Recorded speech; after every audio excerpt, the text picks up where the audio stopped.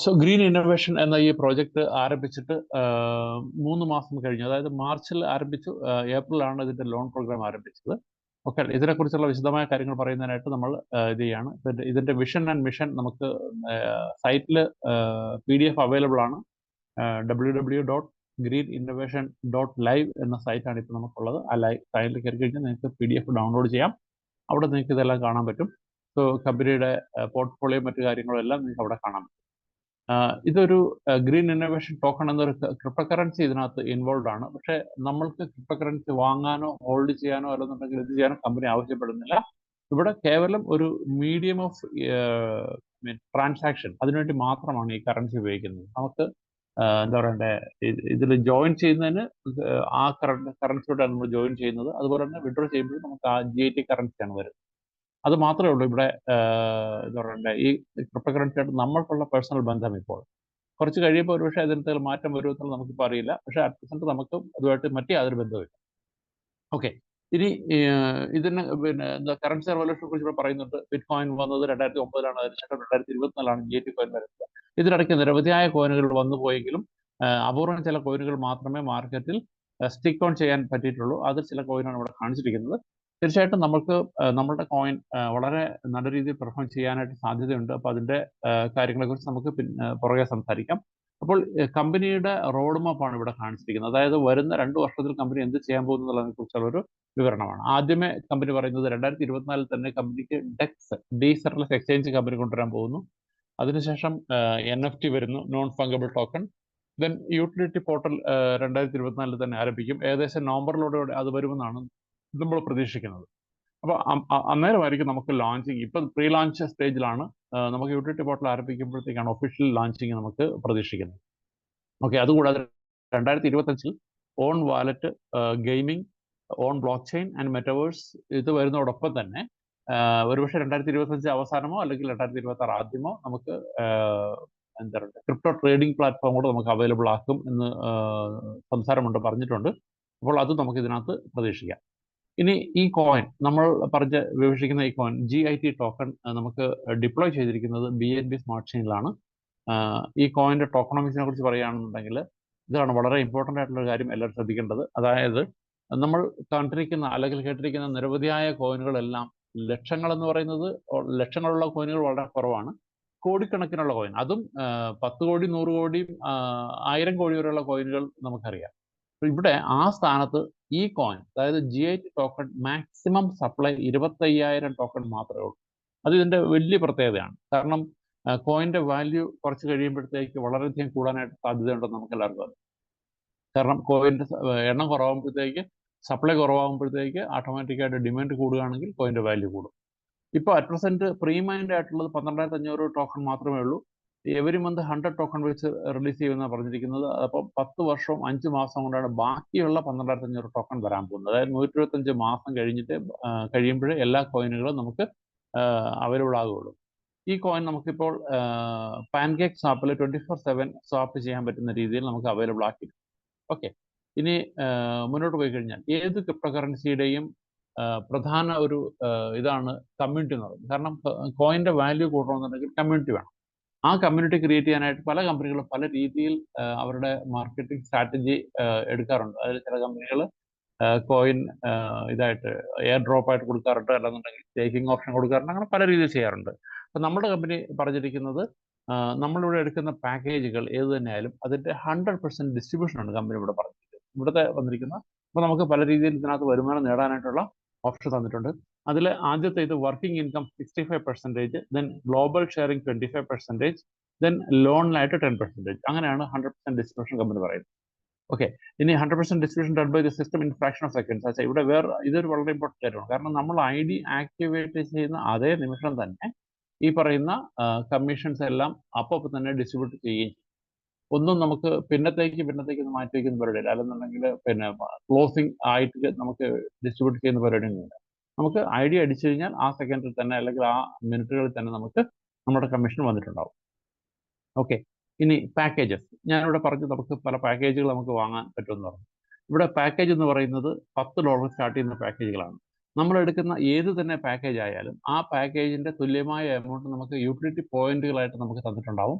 നമ്മളുടെ utility portal ആരംഭിക്കുമ്പോഴത്തേക്ക് നമുക്ക് ഇതേ പോയിന്റ് ഉപയോഗിച്ചുകൊണ്ട് നമുക്ക് അവിടെ പർച്ചേസ് ചെയ്യുമ്പോഴത്തേക്ക് ആ എമൗണ്ട് നമുക്ക് അവിടെ കുറച്ച് കൊടുത്താൽ മതിയാവും. അപ്പോൾ നമുക്ക് അവിടെ നമ്മൾ എടുക്കുന്ന പാക്കേജ് എത്ര തന്നെ ആയാലും അത്രയും എമൗണ്ട് നമുക്ക് പർച്ചേസിനായിട്ട് ഉപയോഗിക്കാൻ സാധിക്കും. അതുകൊണ്ടാണ് നമുക്ക് യൂട്ടിലിറ്റി പോർട്ടൽ നമുക്ക് വളരെ ഇമ്പോർട്ടൻ്റ് ആണ്. അത് വരുമ്പോഴാണ് നമുക്ക് ലാഞ്ചിങ് വരുന്നത്. ഓക്കെ, ഇനി $10 സ്റ്റാർട്ടിംഗ് ആണെങ്കിൽ നമുക്ക് മൾട്ടിപ്പിൾസ് ഓഫ് 10 നമുക്ക് എത്ര വേണമെങ്കിലും പോകാം. അതായത് 10, 20, 30, 40, 50, 100, 200, 500, 1000, 10,000 അങ്ങനെ നമുക്ക് എത്ര വേണമെങ്കിലും നമുക്ക് പാക്കേജുകൾ പർച്ചേസ് ചെയ്യാം. ഇവിടെ ഒരു കാര്യം ശ്രദ്ധിക്കുക, ബിലോ 240 ആണെന്നുണ്ടെങ്കിൽ, അതായത് 10 തൊട്ട് 240 വരെയുള്ള പാക്കേജുകളാണ് നമ്മൾ എടുക്കുന്നതെങ്കിൽ നമുക്ക് ഇവിടെ ഇതിൽ നിന്ന് കിട്ടുന്ന വരുമാനം 2x ആകുമ്പോഴത്തേക്ക് നമ്മൾ വീണ്ടും റീടോപ്പ് അപ്പ് ചെയ്യേണ്ടി വരും. നേരെ മറിച്ച് 250 ഓർ എബോ ആണെന്നുണ്ടെങ്കിൽ 3x വരുന്നത്, അതായത് 3 മടങ്ങ് വരുന്നത്. 2x ആണെങ്കിൽ 2 മടങ്ങും, 3x എന്ന് വെച്ചാൽ 3 മടങ്ങും. അപ്പോൾ നമ്മൾ 240 താഴെ എടുക്കുന്ന പാക്കേജുകൾക്ക് 2 മടങ്ങ് വരുമാനം വരുമ്പോഴത്തേക്ക് നമ്മൾ വീണ്ടും റീടോപ്പ് അപ്പ് ചെയ്താലേ ഫർദർ ഇൻകം നമുക്ക് വരികയുള്ളൂ. നേരെ മറിച്ച് 250 മേൽ പാക്കേജ് എടുക്കുകയാണെന്നുണ്ടെങ്കിൽ 3 മടങ്ങ് വരുന്നവരെ നമുക്ക് ഇൻകം വന്നുകൊണ്ടിരിക്കും. വീണ്ടും നമ്മൾ റീടോപ്പ് അപ്പ് ചെയ്ത് കഴിഞ്ഞാൽ നമുക്ക് അപ്പോൾ എടുക്കുന്ന പാക്കേജ് അനുസരിച്ച് 2 മടങ്ങോ 3 മടങ്ങോ നമുക്ക് വീണ്ടും ഇൻകം വരുന്നതായിരിക്കും. അതാണ് ഒരു പ്രധാന പ്രത്യേകത. ഇനി അടുത്ത ഇൻകം ഡിസ്ട്രിബ്യൂഷൻ നമ്മൾ നേരത്തെ പറഞ്ഞു, 65% working income, 25% global sharing and 10% loan എന്ന് പറഞ്ഞു. ഇവിടെ ഞാൻ ആദ്യമേ ഗ്ലോബൽ ഷെയറിങ്ങിനെ കുറിച്ചൊന്ന് സൂചിപ്പിക്കാം. ഗ്ലോബൽ ഷെയറിംഗ് എന്ന് പറയുന്നത് ഒരു വിധത്തിൽ പറഞ്ഞു കഴിഞ്ഞാൽ നോൺ വർക്കിംഗ് ഇൻകം എന്ന് വേണം നമുക്ക് പറയാം. അതായത് ആരും ഒന്നും ചെയ്തില്ലെങ്കിൽ പോലും അവർക്ക് കമ്പനി ഒരു ഇത് കൊടുക്കുന്നു. അതാണ് പിന്നെ ഗ്ലോബൽ ഷെയറിംഗ്. അതായത് കമ്പനിയിൽ വരുന്ന ഓരോ പാക്കേജിൽ നിന്നും 25% മാറ്റി വെച്ചിട്ട് അതുവരെ ആരൊക്കെ വന്നിട്ടുണ്ടോ, അതായത് ഇവിടെ ഞാൻ പറഞ്ഞല്ലോ ഓൺ ദ സ്പോട്ടാണ് കമ്മീഷൻ ഡിസ്ട്രിബ്യൂഷൻ. അപ്പോൾ അതുവരെ വന്നിരിക്കുന്ന എല്ലാവർക്കും ആ എമൗണ്ട് ഈക്വലായിട്ട് ഡിസ്ട്രിബ്യൂട്ട്, അതുവരെ ഐ ഡി ഉള്ള എല്ലാവർക്കും. ഇവിടെ ഐ ഡിയുടെ പാക്കേജുമായിട്ട് അതിന് ബന്ധമില്ല. ഏത് പാക്കേജിലുള്ളവരായാലും ഒരു ഐ ഡിയാണ് കണക്കാക്കുന്നത്. അപ്പോൾ എത്ര ഐ ഡി ഉണ്ടോ അത്ര ഐ ഡിക്ക് ഈക്വലായിട്ട് ഡിസ്ട്രിബ്യൂട്ട് ചെയ്യും. അപ്പോൾ $10 ഉള്ളവരും 250 പാക്കേജ് എടുത്തവരും 1000 പാക്കേജ് എടുത്തവരും ഒരേപോലെയാണ് കമ്മീഷൻ ഡിസ്ട്രിബ്യൂട്ട് ചെയ്യുന്നത്. ഗ്ലോബൽ ഷെയറിങ്ങിന്റെ പാക്കേജിന്റെ 25% അവിടെ നമുക്ക് ഡിസ്ട്രിബ്യൂട്ട് ചെയ്യുന്നു. ഇനി രണ്ടാമത്തെ അടുത്ത ഇതിൽ വർക്കിംഗ് ഇൻകത്തിലേക്ക് കടക്കുകയാണെന്നുണ്ടെങ്കിൽ, നമ്മൾ ഈ പ്രോജക്റ്റ് നല്ലതാണ് എന്ന് കാണുമ്പോഴത്തേക്ക് തീർച്ചയായിട്ടും നമ്മൾ നമ്മുടെ മറ്റ് സുഹൃത്തുക്കളിലേക്ക് അല്ലെങ്കിൽ മറ്റ് ആൾക്കാരിലേക്ക് നമ്മൾ ഇതിനെ റെക്കമെൻഡ് ചെയ്യുക, റെഫർ ചെയ്യാറുണ്ട്. അവർ ജോയിൻ ചെയ്യുമ്പോൾ, അവർ ഈ പാക്കേജ് പർച്ചേസ് ചെയ്യുമ്പോഴത്തേക്ക് അവരെടുക്കുന്ന പാക്കേജ് എത്ര തന്നെ ആയാലും ആ പാക്കേജിന്റെ 10% നമുക്ക് കിട്ടും. ഇത് നമുക്ക് എത്ര പേരെ വേണം നമുക്ക് ഡയറക്റ്റ് റെഫറൽ കൊണ്ടുവരാം, നമ്മൾ സ്പോൺസർ ചെയ്യാം. അങ്ങനെ സ്പോൺസർ ചെയ്യുന്നവരെടുക്കുന്ന എല്ലാ പാക്കേജിന്റെയും, അവരെടുക്കുന്ന പാക്കേജ് എത്ര തന്നെ ആയാലും അതിന്റെ 10% നമുക്ക് കിട്ടുന്നത്. ഇനി ഇവിടെ വേറൊരു കാര്യം കൂടെ ഉണ്ട്. സാധാരണ കമ്പനികൾ നമുക്ക് സ്പോൺസർ ഇൻകം എന്ന് പറയുന്നത് ഒരു പ്രാവശ്യം കിട്ടുള്ളൂ. കാരണം വെച്ചാൽ അവർ ജോയിൻ ചെയ്യുമ്പോഴത്തേക്ക് എടുക്കുന്ന പാക്കേജിന്റെ ആ പെർസെൻറ്റേജ് നമുക്ക് വരും, പിന്നെയുള്ള നമുക്ക് വരില്ല. ഇവിടെ നമുക്ക് പിന്നെ അവർ എല്ലാ പ്രാവശ്യവും റീടോപ്പ് അപ്പ് ചെയ്യുന്നത് കൊണ്ട് ചെയ്യുമ്പോഴെല്ലാം നമുക്ക് സെയിം ഇൻകം റിപ്പീറ്റഡ് ആകും. അതായത് എല്ലാ ഇൻകവും, അതായത് ആദ്യമേ ജോയിനിങ് പാക്കേജിൽ ഏത് ഇൻകം ആണോ കൊടുക്കുന്നത് അതേ ഇൻകം തന്നെ, അതായത് 100% ഡിസ്ട്രിബ്യൂഷൻ ഈവൻ റീടോപ്പ് അപ്പിലും അങ്ങനെ തന്നെയാണ്, അതിനൊരു മാറ്റമില്ല. അപ്പോൾ അതുകൊണ്ട് തന്നെ നമ്മൾ ഡയറക്റ്റ് കൊണ്ടുവന്ന ആൾക്കാർ എത്ര പേരുണ്ടെങ്കിലും അവരെല്ലാവരും റീടോപ്പ് അപ്പ് ചെയ്യുമ്പോഴത്തേക്ക് നമുക്ക് അതിൻ്റെ 10% കിട്ടിക്കൊണ്ടിരിക്കുന്നു. ഇനി അതേപോലെ തന്നെ മാച്ചിങ് ബോണസ് എന്ന് പറയുന്നത് നമുക്ക് 10% ആണ്. അതായത് നമ്മുടെ ലെഫ്റ്റിലും റൈറ്റിലും ഓരോ ഡയറക്റ്റ് സ്പോൺസർ വന്നതിന് ശേഷമാണ് നമുക്ക് ഇൻകം സ്റ്റാർട്ട് ആകുന്നത്. അപ്പോൾ രണ്ടും ലെഫ്റ്റും റൈറ്റും ഓരോന്ന് വരുമ്പോഴത്തേക്ക് 1:1 ആയി. അപ്പോൾ തന്നെ നമുക്ക് ആദ്യത്തെ ഇൻകം വന്നു. അതിനുശേഷം നമ്മുടെ ബൈനറിയിൽ നമുക്ക് എത്ര മാച്ചിങ് ആയാലും അത്രയും മാച്ചിങ്ങിന്റെ 10% നമുക്ക് വന്നുകൊണ്ടിരിക്കും. ഇവിടെ ഒരു കാര്യം ശ്രദ്ധിക്കുക, ബൈനറി മാച്ചിങ് കമ്പനി 5 പേർക്ക് വരെ ബൈനറി മാച്ചിങ് കിട്ടുമെന്നുള്ള ഇതിലാണ് കണക്ക് കൂട്ടിയിരിക്കുന്നത്. അതുകൊണ്ടാണ് ഇവിടെ മാച്ചിങ് ബോണസിന് 50% ആയിട്ടാണ് 10% ഇൻറ്റു 5 പേർ, അങ്ങനെയാണ് 50% ഇവിടെ കണക്കാക്കിയിരിക്കുന്നത്. പിന്നെ അടുത്ത വരുമാനം എന്ന് പറയുന്നത് സ്പോൺസർ മാച്ചിങ് ബോണസ് ആണ്. സ്പോൺസർ മാച്ചിങ് ബോണസ് എന്ന് പറയുന്നത് 10%. അതായത് നമ്മൾ കൊണ്ടുവന്ന വ്യക്തികൾ നേടുന്ന ബൈനറിയുടെ 10%. നമ്മൾ ഒരാളെ കൊണ്ടുവന്നു, അയാൾ പിന്നെ $100 ബൈനറി നേടുകയാണെന്നുണ്ടെങ്കിൽ അതിന്റെ 10% ആയ $10 നമുക്ക് വരുമാനം. നമ്മൾ അങ്ങനത്തെ 10 പേര് നമ്മുടെ കൂടെ ഉണ്ടെങ്കിൽ ആ 10 പേരിൽ നിന്നും ഓരോ വ്യക്തിയിൽ നിന്നും $10 വീതം കിട്ടുമ്പോഴത്തേക്ക് നമുക്ക് $100 നമ്മുടെ മാച്ചിങ് ഇൻകം ആയി. അവിടെ 10 ലിമിറ്റഡ് അല്ല, നമുക്ക് എത്ര പേരെ വേണം നമുക്ക് ഡയറക്റ്റ് റെഫർ ചെയ്യാം.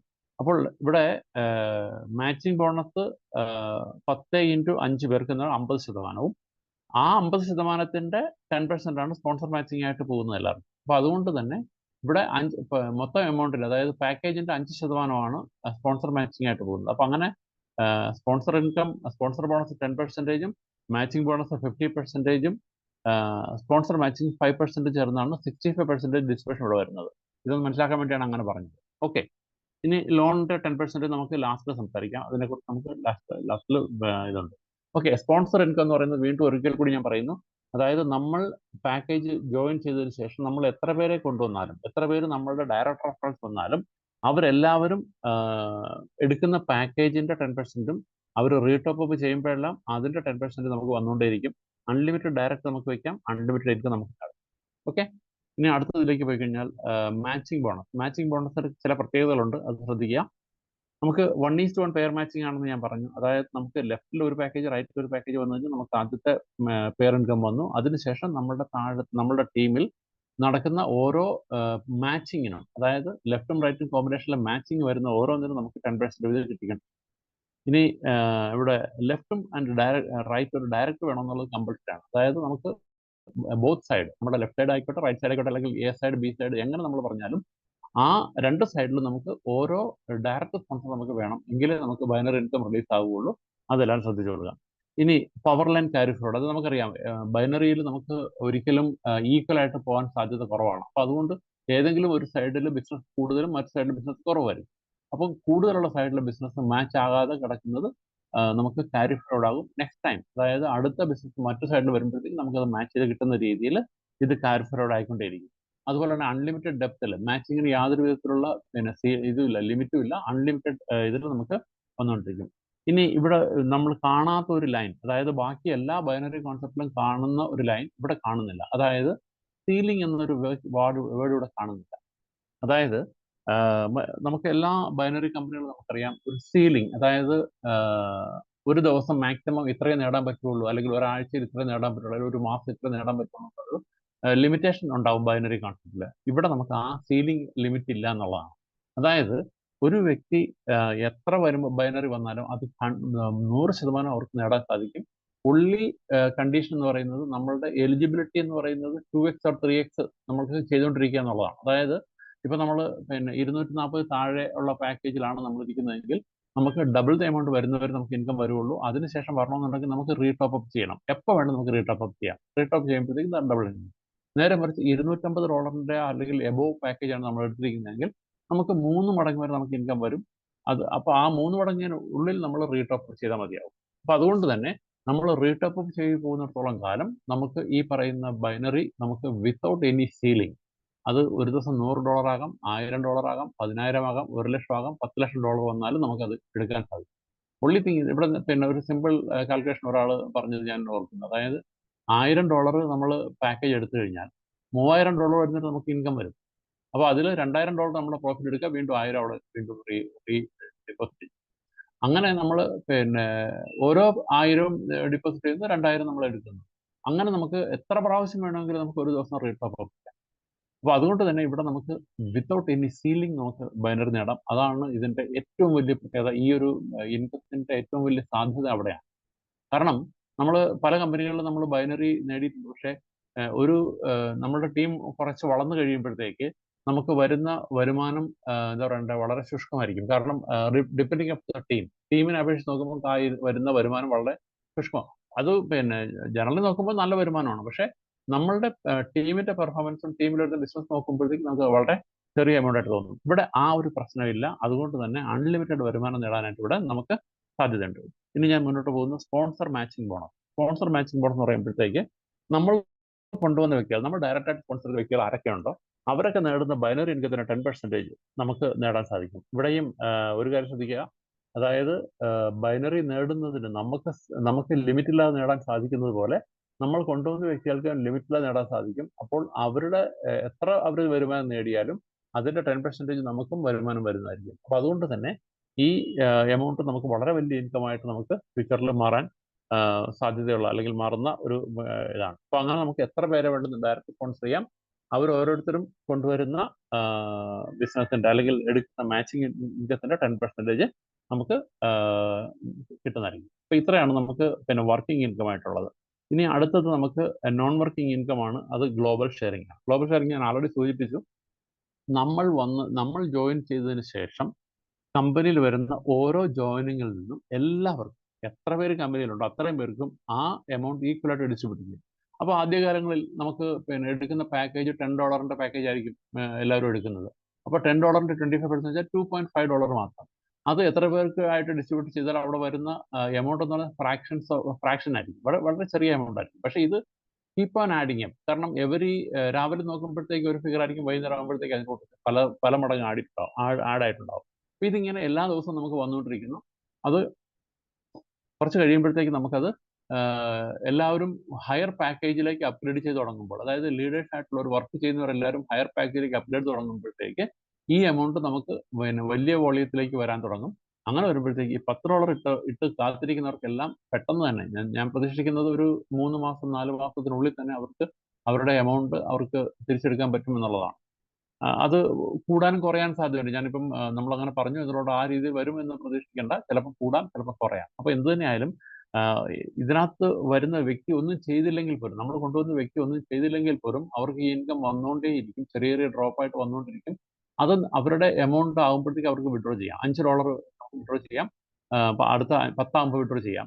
അതിനുശേഷം പിന്നീട് വരുന്നത് റീടോപ്പ് അപ്പ് ചെയ്ത് കഴിഞ്ഞാൽ അടുത്ത പ്രാവശ്യം അവർക്ക് വീണ്ടും ഇൻകം കിട്ടും. അപ്പോൾ നമുക്ക് പക്ഷേ ഇങ്ങനെ പറയാം, അതായത് $10 എന്ന വ്യക്തിക്ക് ആദ്യത്തെ $10 വിഡ്രോ ചെയ്യുന്നു, പിന്നത്തെ $10 റീടോപ്പ് ചെയ്യുന്നു, പിന്നത്തെ $10 വിഡ്രോ ചെയ്യുന്നു, പിന്നത്തെ $10 റീടോപ്പ് ചെയ്യുന്നു. അങ്ങനെ ചെയ്തു പോയാലും അവർക്ക് ജീവിതകാലം മൊത്തം ഇതിനകത്ത് വരുമാനം നേടാൻ സാധിക്കും.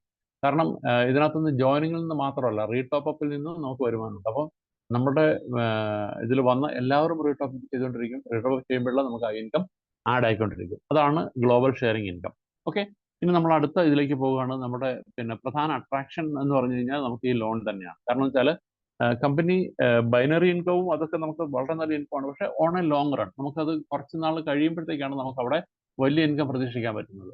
അപ്പോൾ ആ സമയം വരെ നമുക്ക് നമുക്കൊരു മോട്ടിവേഷൻ തരാൻ, അല്ലെങ്കിൽ നമുക്ക് എന്താ പറയണ്ടേ, സ്റ്റാർവിങ്ങിൽ നിന്ന് നമ്മൾ ഒഴിവാക്കാൻ. നമുക്കറിയാമല്ലോ എല്ലാവർക്കും സിറ്റുവേഷൻ എന്ന് പറയുന്നത് ആദ്യത്തെ കുറച്ച് സമയം ഡ്രൈവിംഗ് ആയിരിക്കും, എങ്ങനെയെങ്കിലും വിജയിക്കാൻ വേണ്ടിയിട്ടുള്ള തത്രപ്പാടായിരിക്കും.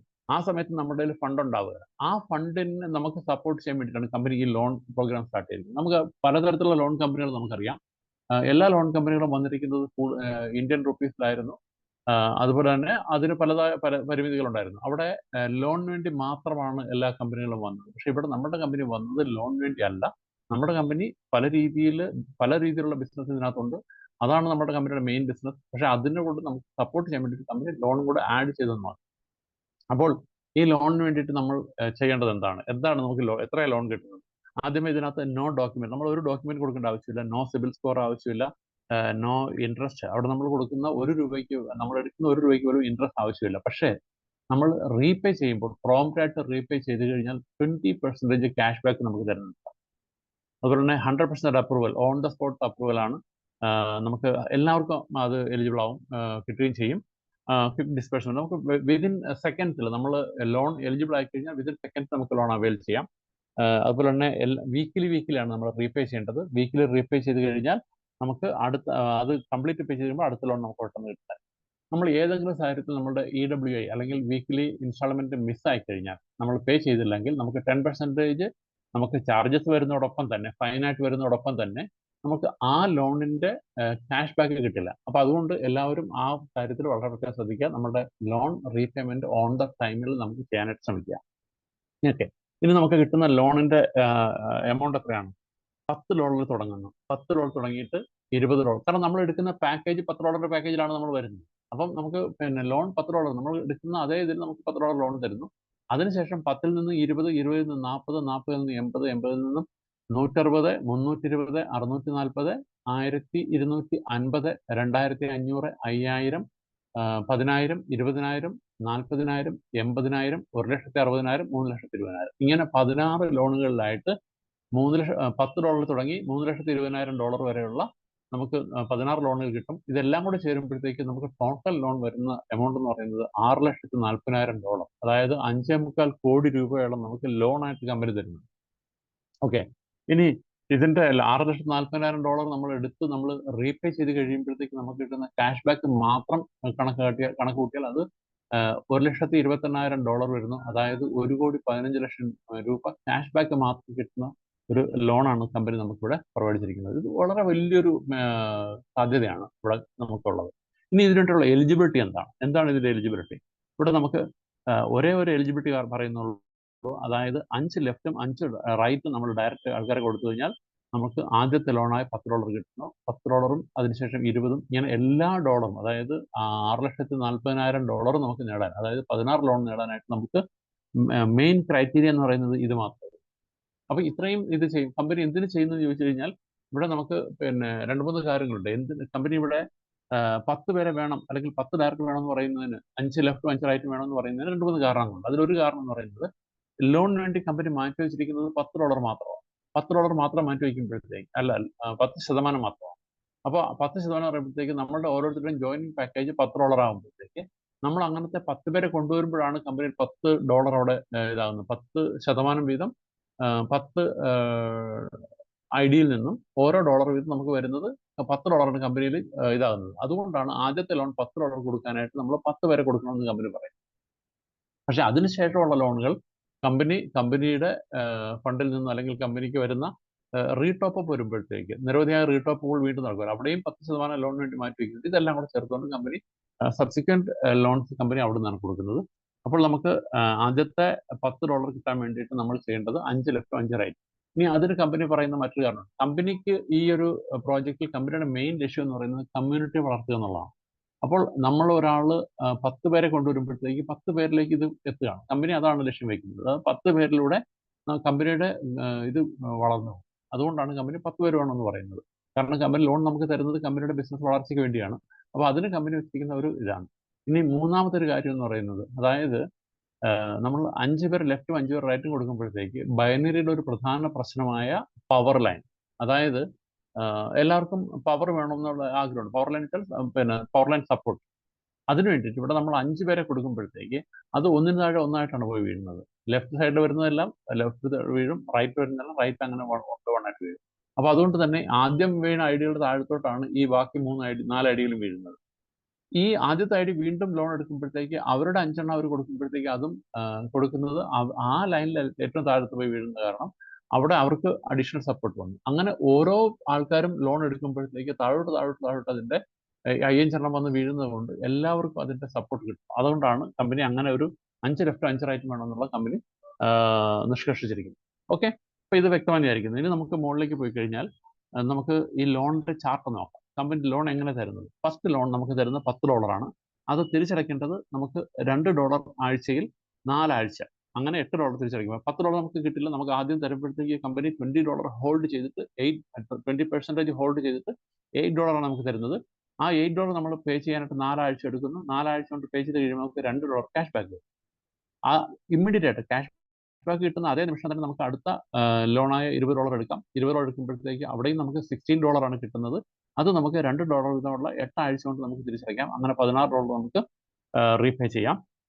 റീപേ ചെയ്ത് കഴിയുമ്പോഴത്തേക്ക് ഓൺ ദ സ്പോട്ട് ആയിട്ട് നമുക്ക് $4 ക്യാഷ് ബാക്ക് കിട്ടുന്നു. അടുത്ത സെക്കൻഡിൽ നമുക്ക് $40 ലോൺ എടുക്കാം. $40 നമുക്ക് 8 ആഴ്ച, അതിന് നമുക്ക് $4 $32 തിരിച്ചടയ്ക്കണം. നമുക്ക് $8 ക്യാഷ് ബാക്ക് കിട്ടുന്നു. അങ്ങനെ നമ്മൾ പോയി കഴിഞ്ഞാൽ ഓരോ ലോണും നമ്മൾ എടുത്തു കഴിയുമ്പോഴത്തേക്ക് 7ാമത്തെ ലോൺ കംപ്ലീറ്റ് ചെയ്യുമ്പോഴത്തേക്ക് $640 നമ്മൾ എടുത്ത് തിരിച്ചടച്ചിട്ടുണ്ടാവും. അപ്പോൾ നമുക്ക് കിട്ടുന്ന ക്യാഷ് ബാക്ക് എന്ന് പറയുന്നത് $128 ആണ്. മൊത്തം എല്ലാം കൂടി നമുക്ക് അതുവരെ വന്ന എല്ലാ ക്യാഷ് ബാക്ക് നോക്കിക്കഴിഞ്ഞാൽ നമുക്ക് $254 നമുക്ക് ക്യാഷ് ബാക്ക് വന്നിട്ടുണ്ടാവും.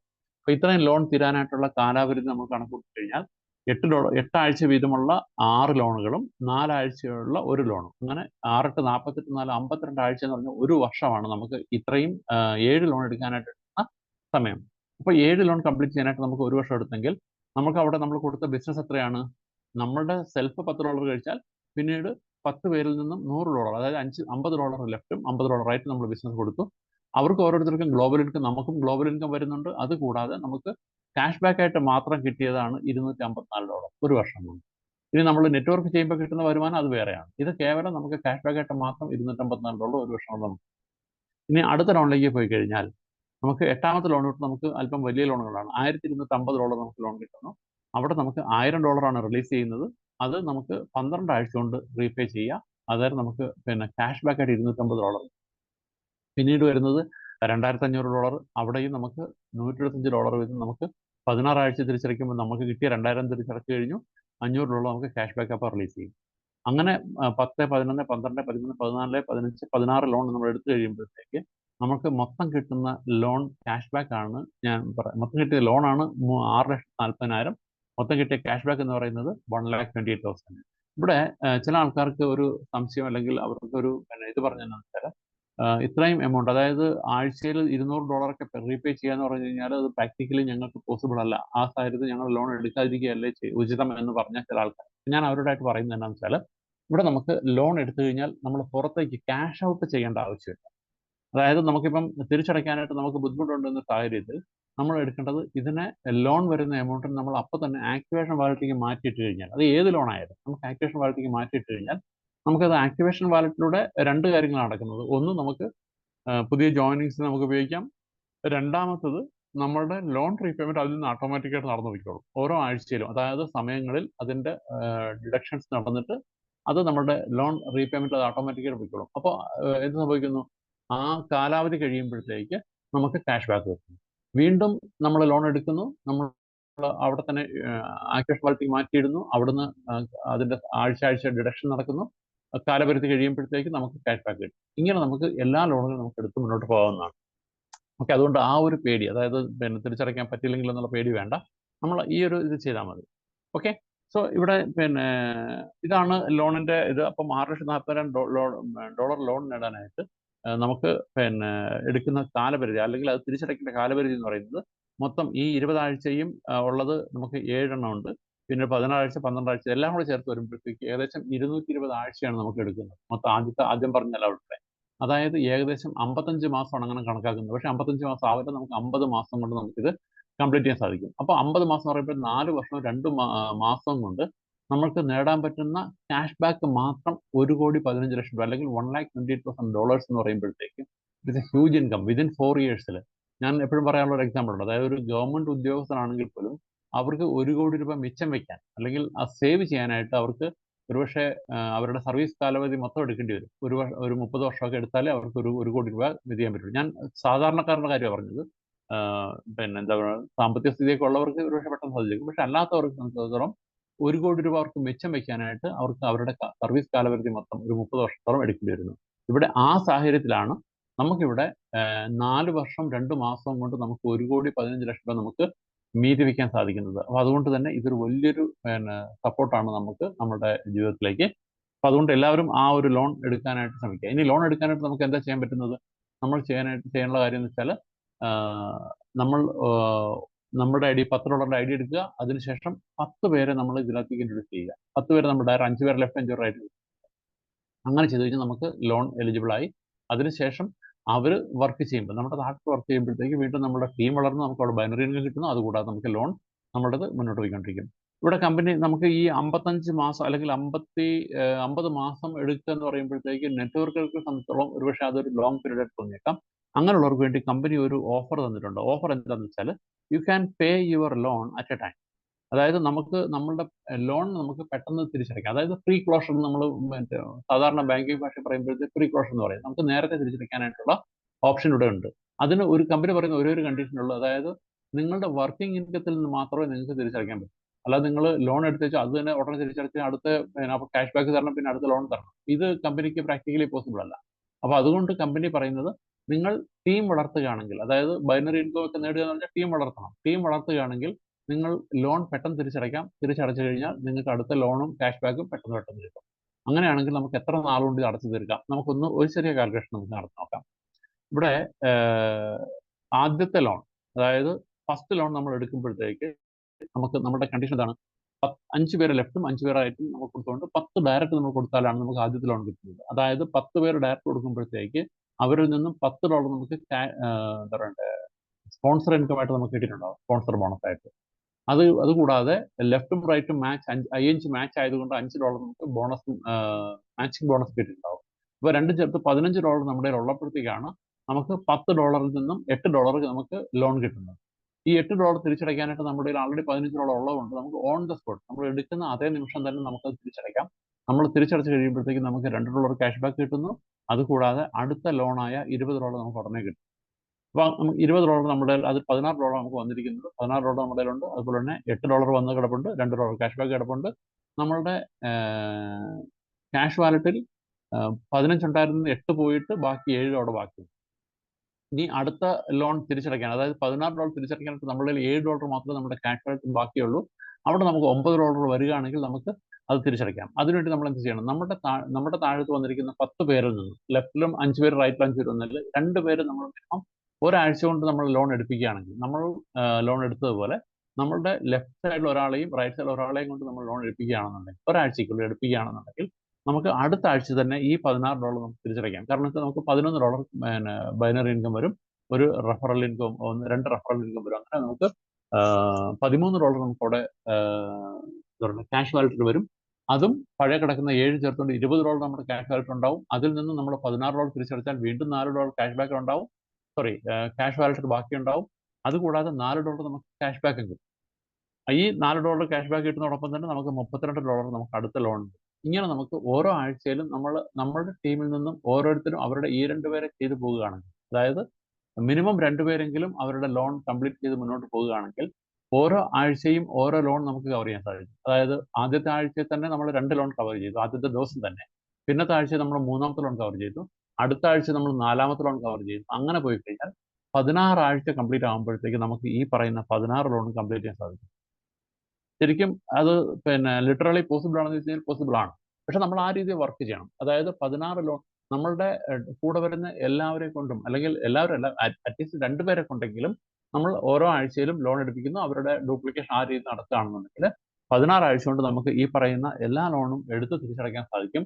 അങ്ങനെ തിരിച്ചടയ്ക്കുമ്പോഴത്തേക്ക് നമുക്ക് കിട്ടുന്ന ക്യാഷ് ബാക്ക് മാത്രം $1,15,00,000 അല്ലെങ്കിൽ $1,20,000 കിട്ടുന്നതിന് നമുക്ക് ഒരു 16 ആഴ്ച മതി. 16 ആഴ്ച 4 മാസം കൊണ്ട് നമുക്കത് നേടാൻ സാധിക്കുന്നു.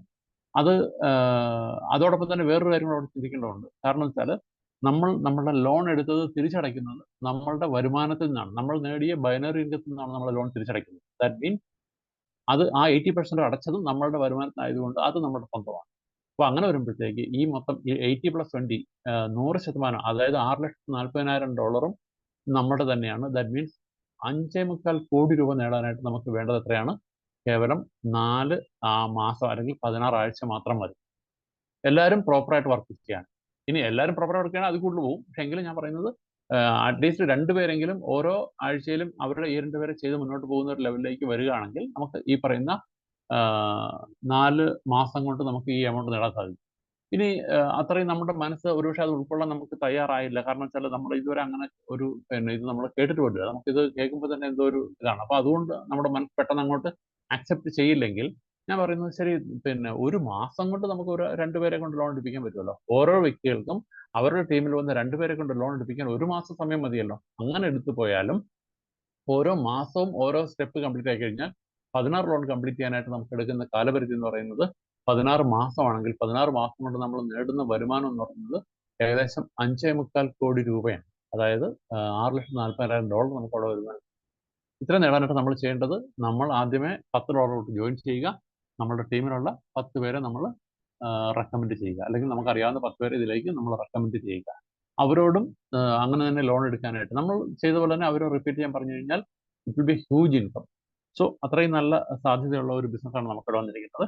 ഇനി ഇതിന്റെ ടേംസ് ആൻഡ് കണ്ടീഷനിലേക്ക് പോയി കഴിഞ്ഞാൽ ഇവിടെ $6,40,000 നമുക്ക് ടോട്ടൽ ലോണായിട്ട് മാത്രം കിട്ടുന്നത്. ബൈനറി ഇൻകം അതിനുശേഷം ബൈനറി ഇൻകം കണ്ടിന്യൂ ആയിക്കൊണ്ടിരിക്കും. നമ്മുടെ ടീം വളർന്നതനുസരിച്ച് നമുക്ക് ബൈനറി ഇൻകം വന്നുകൊണ്ടിരിക്കും. അത് നമ്മളിവിടെ പറയുന്നില്ല. നമ്മൾ കേവലം ലോൺ മാത്രം $6,40,000 കിട്ടുന്നു. അതിന്റെ ക്യാഷ് ബാക്ക് മാത്രം നമുക്ക് $1,28,000 കിട്ടുന്നു. Time period for non worker, അതായത് വർക്ക് ചെയ്യാതിരിക്കുന്ന വ്യക്തികൾക്കാണെന്നുണ്ടെങ്കിൽ 55 മാസം എന്ന് പറയുന്നത് 50 മാസം മതി.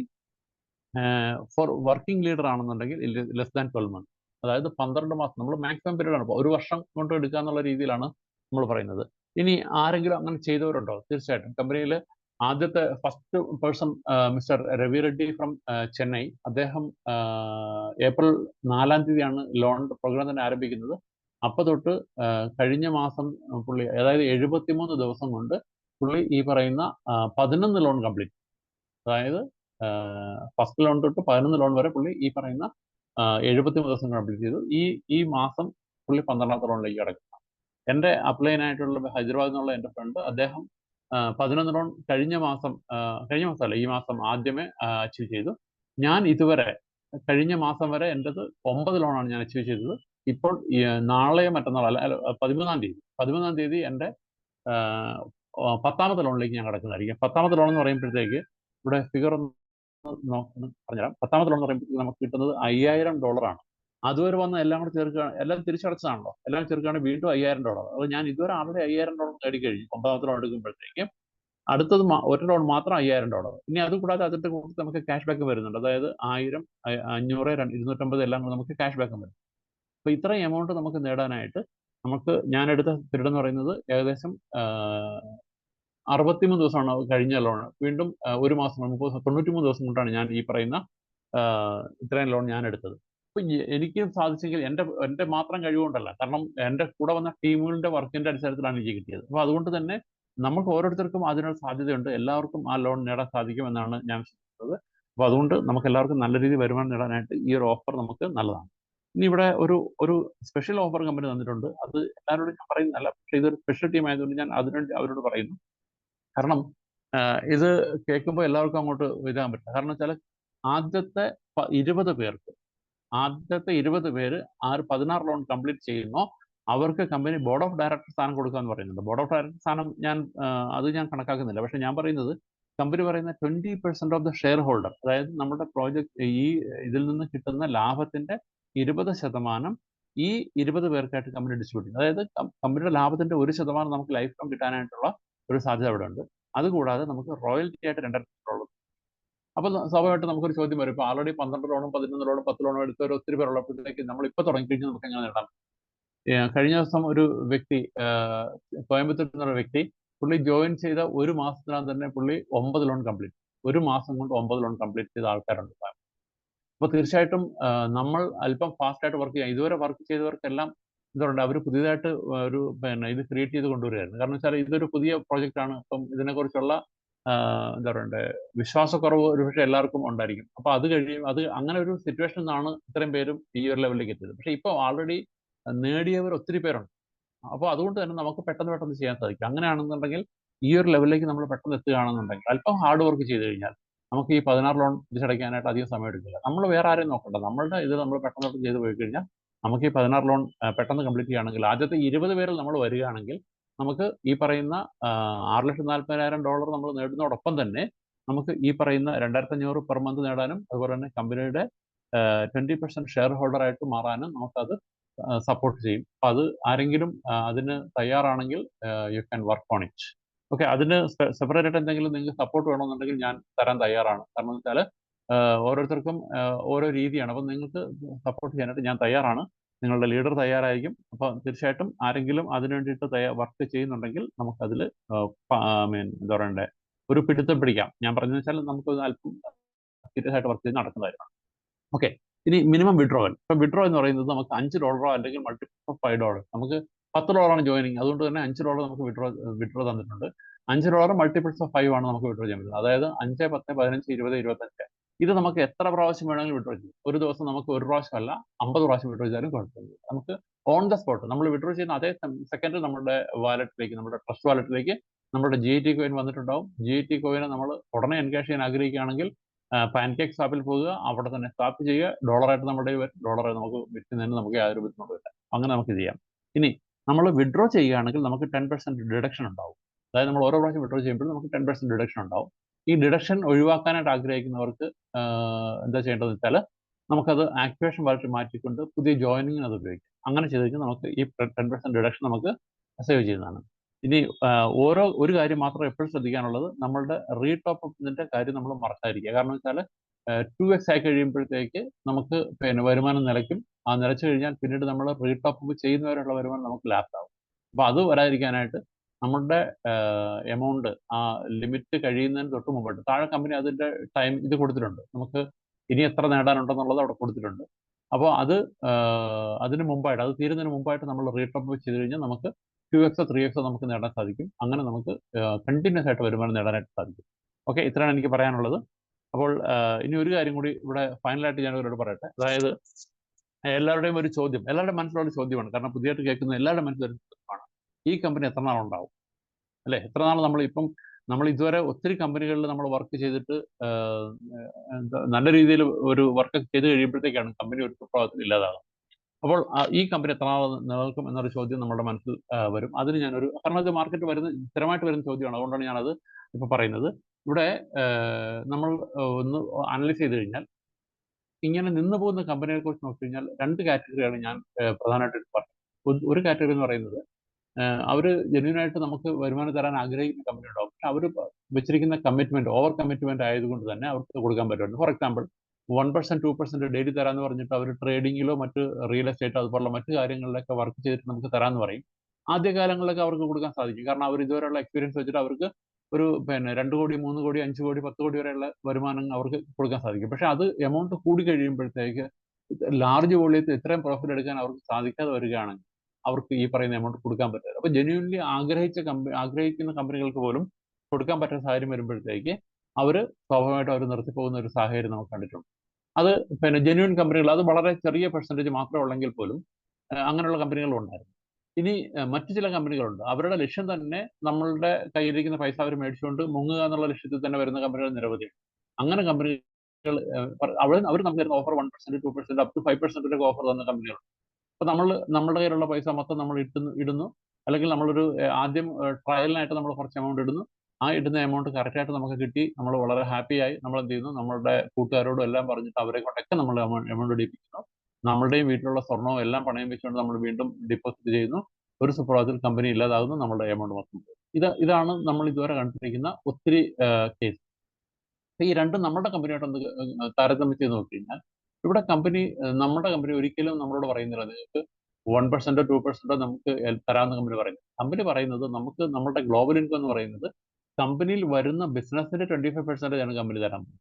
അല്ലാതെ കമ്പനിയുടെ കയ്യിൽ നിന്ന് ഒരു രൂപ ഒരു കമ്പനി നമുക്ക് തരില്ല. അതുകൊണ്ട് തന്നെ കമ്പനിക്ക് അവിടെ ലയബിലിറ്റി ഇല്ല. ലയബിലിറ്റി ഇല്ലാത്തതുകൊണ്ട് തന്നെ കമ്പനി നിർത്തി പോകേണ്ട ആവശ്യമില്ല. ഓക്കെ. ഇനി രണ്ടാമത്തെ കേസ് എടുത്തു കഴിഞ്ഞാൽ, അവിടെ കമ്പനിയിൽ പൈസ അക്യുമുലേറ്റ് ആയി കഴിഞ്ഞാൽ മാത്രമേ കമ്പനി എടുത്തുകൊണ്ട് പോകാൻ പറ്റുള്ളൂ. ഇവിടെ നമ്മുടെ കമ്പനിയിൽ വരുന്ന ഓരോ എമൗണ്ടും ഓൺ ദ സ്പോട്ട്, അതായത് അവിടെ ഐഡിയ അടിക്കുന്ന അതേ സെക്കൻഡിൽ തന്നെ ഇവിടെ കമ്മീഷൻ ഡിസ്ട്രിബ്യൂട്ട് ആകുകയാണ്. അപ്പൊ അതുകൊണ്ട് തന്നെ കമ്പനിയിൽ എമൗണ്ട് നിൽക്കുന്നേ ഇല്ല.